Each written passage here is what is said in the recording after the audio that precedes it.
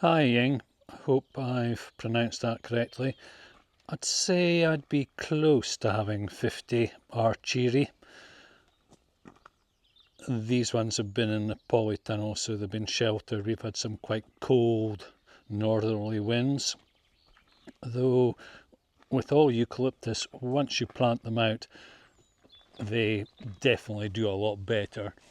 These are archery here, and beautiful and gorgeous colours during the winter. I haven't planted the archery as screening hedging. I have planted Ernigera as screening and hedging. I definitely have 50 of these.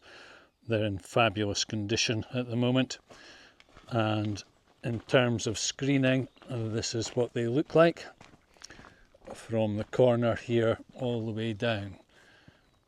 And Ernigera are very tough and hardy. What I'd say in terms of being hedging, screening, what I found is they like to grow.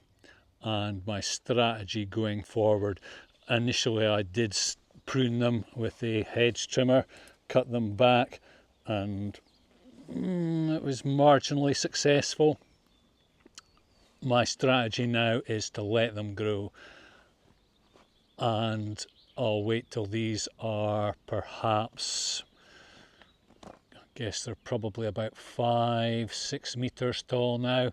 I'll wait till they get about 10 meters tall, and then I'll cut back every, say, third one, and that'll promote growth from epicormic buds in the bark. I would add this is experimental for me, though I have cut others back, and that's what happens. They sprout more prolifically from epicormic buds in the bark. These are Parvula, very tough and hardy. I'm on an exposed north-facing site, and these have absolutely no wind burn at all. And what I'm saying about sprouting from epicormic buds in the bark, as you can see here, I cut this one back just really so that I could have a clear space. It was a branch that was hanging out, so I cut it back in order to get the lawnmower past. And as you can see, prolifically sprouting from epicormic buds in the bark there. That's focusing in, sometimes the camera doesn't. And not just at the top there, there's a couple of buds further down here as well. Hopefully that's showing up on the camera. Tiny one there, so quite a few new buds coming from the bark. Even further down, the more I look at it, hopefully, as I say, this is coming out in the camera. So Parvula would definitely be an option in terms of screening, hedging. For me, certainly here, it can get down to about -9 here. They don't have any issues with the warmth either. And again, beautiful colour scheme. Really pleased. And these flowered reasonably early on.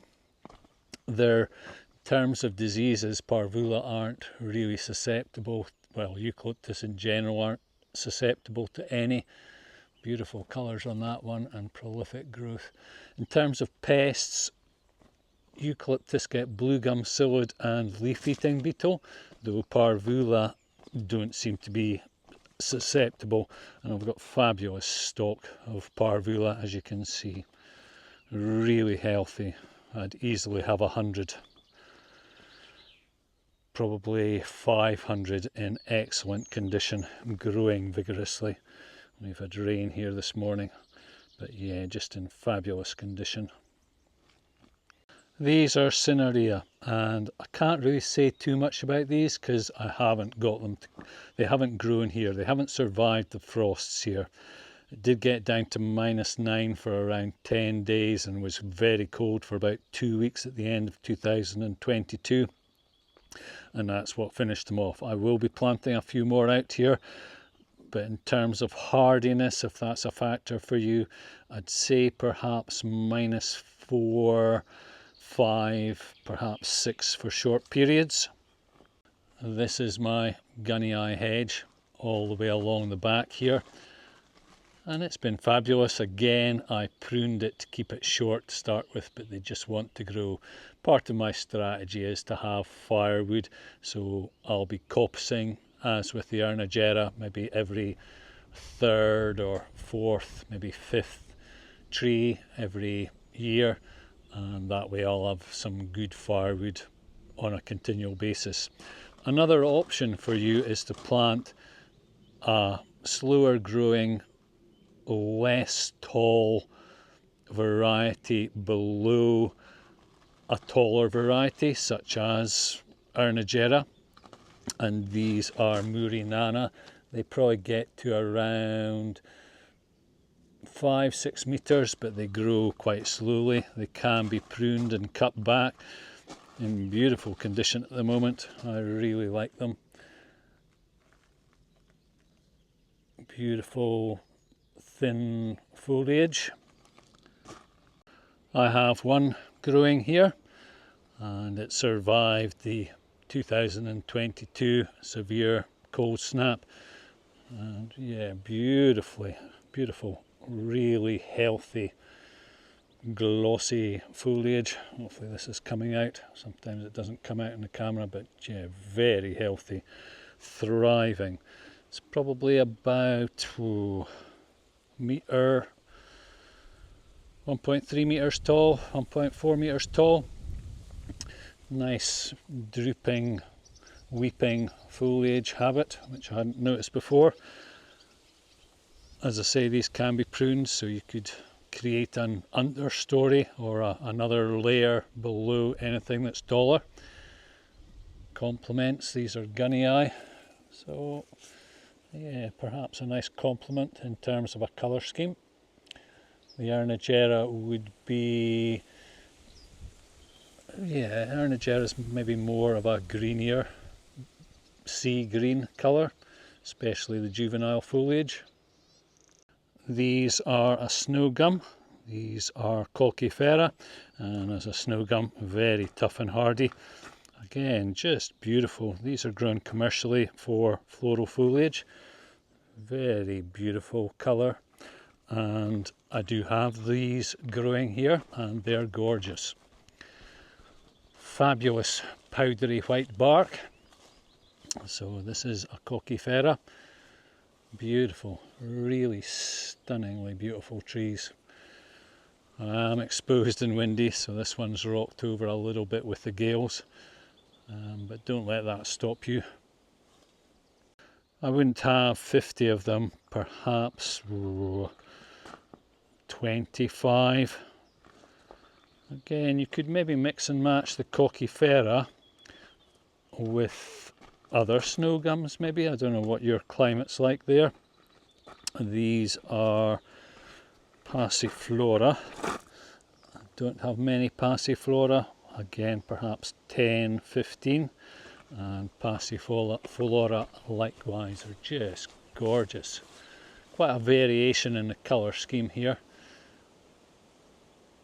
This reddy colour on new foliage is very common with eucalyptus. Most of them get this, but not so much of the powdery white bark. A bit of powdery white bark, not consistent though.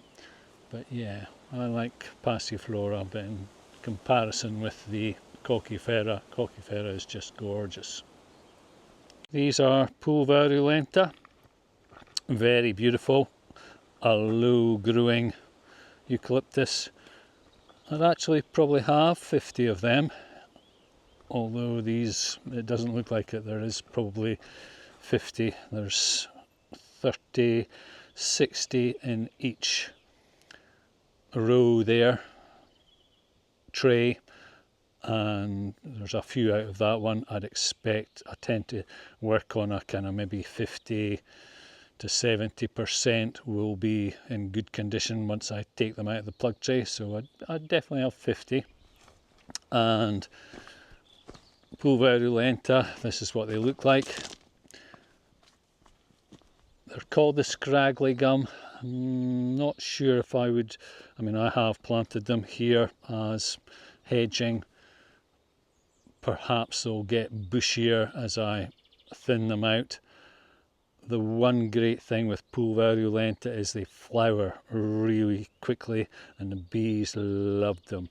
Very susceptible though to blue gum psyllid. As you can see, it doesn't actually do them any harm, but it's just a bit unsightly sometimes. Again, growing from epicormic buds in the bark. This was one that got cut back, so yeah, they can be pruned and cut back. These are perenniana, very tough and hardy, very beautiful, called the spinning gum, and these can be coppiced, or these can be cut back, pruned. I probably have maybe 30 that I would guarantee. Here's some more passiflora, so I'd probably be able to make up the numbers for passiflora to around maybe 30. And these are the perenniana, and probably not looking their best at the moment, but beautiful blue turquoise foliage, again exhibiting this kind of readiness in new growth. Might just be here where we do have these colder winds, though somebody in Germany where it was warm and not windy said some of their eucalyptus exhibit the same characteristic. These have been in the ground perhaps 4 coming up for 5 years perhaps, not the fastest of growing, but then I have planted them really close together to try and create a sort of hedging screening. They have flowered already though, and as you can see, lots of buds. This is subcrenulata, very tough and hardy, very vigorous. These are coming up for 3 years in the ground and easily 5 meters tall, the best of them, pumping out fabulous, vigorous new growth. Really are prolific. If you prune them, then they'll retain this round juvenile foliage. They are grown commercially for floral foliage. They're very tough and hardy here. They haven't flowered yet, though they've got plenty of fruit just ready to open out and flower. So I'd expect by the end of the summer they will flower. So that's quite early on too. So I think there's 2 of them that have got flower buds on them. Seed is very scarce at the moment, so I'm looking forward to harvesting my own seed from these subcrenulata. I only have a few subcrenulata, perhaps 20, maybe at a push 25. Don't be fooled by the size of them at the moment. This was the size that they were planted in my screening hedge that you've just seen, and as you can see, as you've seen, they grow prolifically once they're planted out, and I'd say that with most eucalyptus. Peat-based compost is what I tend to term a growing medium rather than a compost, so they run out of the micronutrients that you get in the soils which they thrive on. I did get some seed of subcrenulata, though we'll probably make up about 50, but you would get them in 2 lots. So those that I have now and then some later on. Perhaps buy and plant a mixture until you find out what works in your particular location and what pleases you aesthetically. Hope this helps.